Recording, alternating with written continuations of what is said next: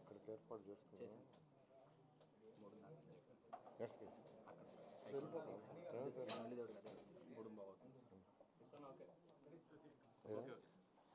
అందరికీ నమస్కారాలండి. అమరావతి క్యాపిటల్ సిటీలో ఏదైతే ఐకానిక్ టవర్స్ కడుతున్నామో దాంట్లో ఆక్యుపెన్సీకి సంబంధించి అంటే డిఫరెంట్ డిపార్ట్మెంట్స్లో ఉన్న మంత్రులు కావచ్చు, అదేవిధంగా వాళ్ళ అధికారులు, అదేవిధంగా సెక్రటరీసు వాళ్ళ కింద ఉన్న అధికారులు, అదేవిధంగా హెచ్ఓడీస్ అంటే డైరెక్టర్లు, కమిషనర్లు వాళ్ళ కింద ఉన్న అధికారులు, అదేవిధంగా ప్రతి డిపార్ట్మెంట్కి సంబంధించిన కార్పొరేషన్లో ఉన్న ఎంప్లాయీస్ అందరినీ ఒకే దగ్గర పెట్టాలని ఆ రోజు 2014-19లో ఆ రోజు జిఏడి అనేక ఉన్న అన్ని డిపార్ట్మెంట్తో కన్సల్ట్ చేసి వాళ్ళు యాక్చువల్గా ఈ యొక్క 42.2 ఎకరాల్లో 52.72 లక్షల చదరపడుగుల బిల్డప్ ఏరియా, అందులో 31.71 లక్షల కార్పెట్ ఏరియా వచ్చే విధంగా యాక్చువల్గా ఆ రోజు డిజైన్ చేయడం జరిగింది. అయితే గౌరవనీయ ముఖ్యమంత్రి గారు మళ్ళీ జీఓఎం వేసి ఆ జీఓఎంని మళ్ళీ అన్ని డిపార్ట్మెంట్లు కన్సల్ట్ చేసి మరొకసారి కన్స్ట్రక్ట్ చేసే బిల్డింగ్లో ఏరియా విషయం ఎక్కడెక్కడ ఏ డిపార్ట్మెంట్కి అలాట్ చేశారు, ఎలా చేశారని దాన్ని స్టడీ చేయమంటే ఈరోజు జీఓఎం కూర్చొని యాక్చువల్గా కొంత డిస్కస్ చేసింది.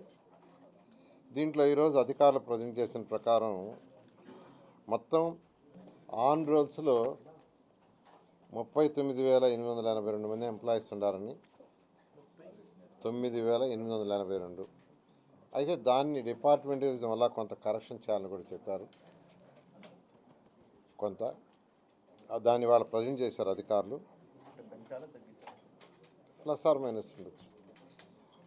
దాన్ని అన్ని డిపార్ట్మెంట్గా ప్రతి డిపార్ట్మెంట్ నుంచి ఒకరిని నామినేట్ చేయమని సిఎస్ గారు చెప్పబోతున్నాం.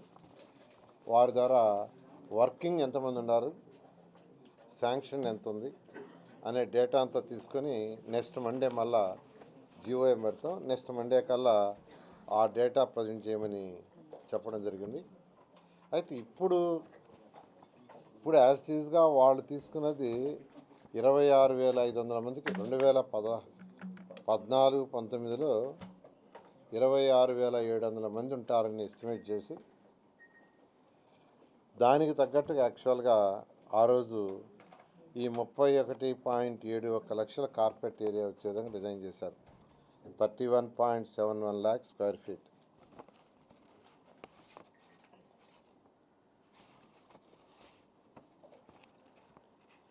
దాన్ని జీఓఎం నెక్స్ట్ మండే మళ్ళా కూర్చుంటుంది.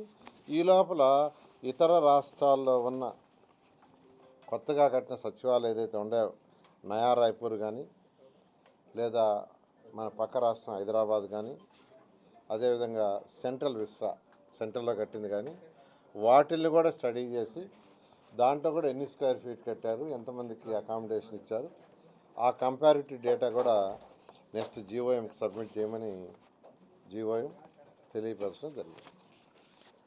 సార్ ఇప్పుడు ఈ లెక్కన మీరు 26,700 మంది ఎంప్లాయీస్కి అయితే 31,70,000 కావాల్సి వస్తే మరి రిమైనింగ్ ఇప్పుడు మీరు చెప్పినటువంటి ఎంప్లాయీస్ ఓవరాల్గా 39,000కి వచ్చింది సార్. అంటే వీళ్ళు కొంతమంది కన్సల్టెంట్స్ వాళ్ళు వీళ్ళు ఉండారు యాక్చువల్గా.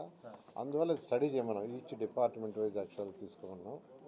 యాక్చువల్గా అందులో ఇప్పుడు ఐటీ వచ్చేసింది కదా, ఐటీ వచ్చింది కాబట్టి యాక్చువల్గా ఇది ఎప్పుడు శాంక్షన్ స్ట్రెంత్ దీని డీటెయిల్స్ మొత్తం కూడా స్టడీ చేయమని ఆదేశించారు.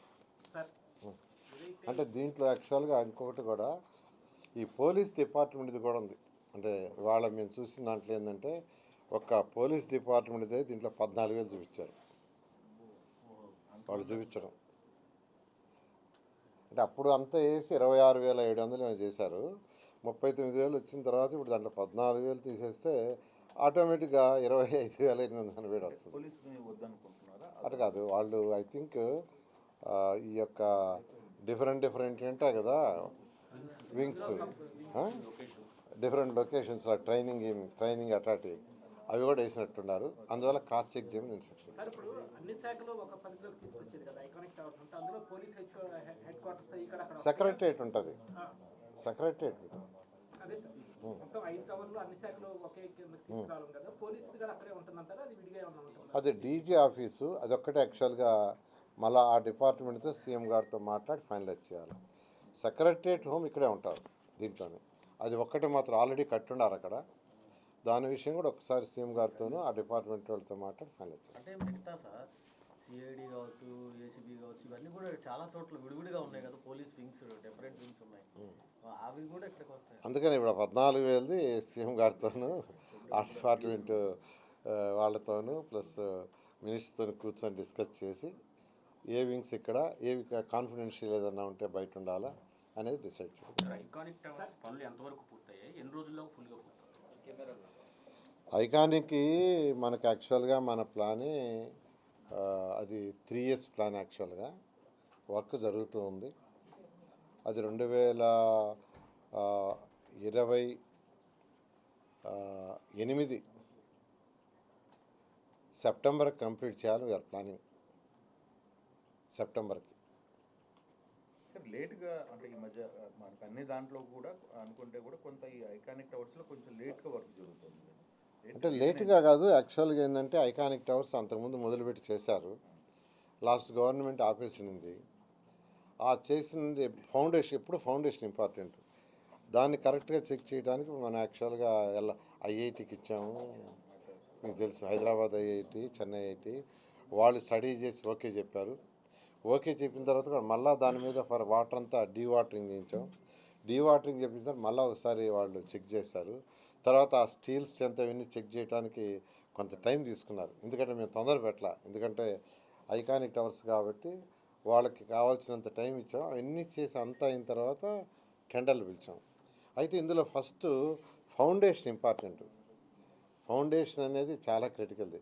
ఒక్కసారి ఫౌండేషన్ అయిపోయిన తర్వాత ఏదైతే డయాగ్రేడ్ టెక్నాలజీ ఉందో చాలా ఫాస్ట్గా అయిపోతుంది.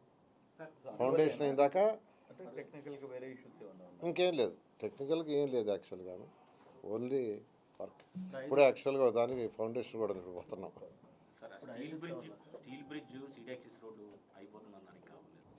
స్టీల్ బ్రిడ్జ్లో యాక్చువల్గా ఏంటంటే 12.5 ఎకరాల ఆ సీడాక్స్ మీద ఉంటే ల్యాండ్ అక్విజిషన్ పెట్టాము. దాంట్లో ఒక 2.5 ఎకరా ఒకరిది ఇవ్వాలి, ఇంకాను మిగతా వాళ్ళందరూ ఇచ్చారు. యాక్చువల్ ల్యాండ్ పూలింగ్కే వచ్చారు. వాళ్ళది కూడా ఇవాళ మార్నింగ్ నిన్న కూడా వాళ్ళతో మాట్లాడారు.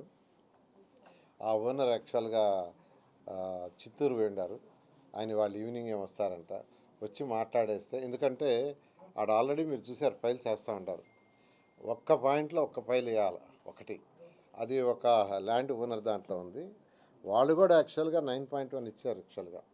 అయితే వాళ్ళతో ఒకసారి డిస్కస్ చేసేసి 9.14 తీసుకొని దాన్ని కూడా వేసేస్తే వీలైనంత వరకు మార్చ్ ఎండింగ్ ఏప్రిల్ ఖచ్చితంగా అయిపోతుంది. ఎందుకంటే ఎక్సెప్ట్ 1 ఫైల్ మిగతా ఫైల్స్ అన్నీ జరుగుతున్నాయి. కానీ ఇప్పుడు మీరు ఆ బ్రిడ్జ్ ఓకే చేస్తాం సార్, కానీ బ్రిడ్జ్ నుంచి వచ్చే రోడ్డు కనెక్టివిటీ ఇంకా చాలా ఆగిపోయి ఉంది కదా సార్.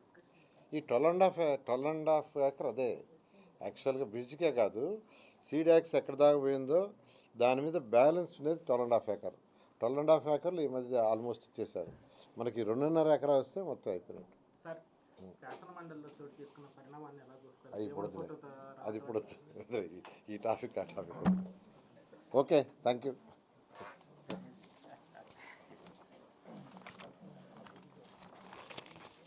Thank you. చెప్పండి, అది వదిలేదు, అది స్ట్రాటజీగా పోయేది కదా. Okay, thank you. మాకు ఆ వీడియోస్ నేను చెప్తాను, ఈరోజు గుర్తు చేయమన్నారు. వాళ్ళు వెళ్ళిపోయినట్టు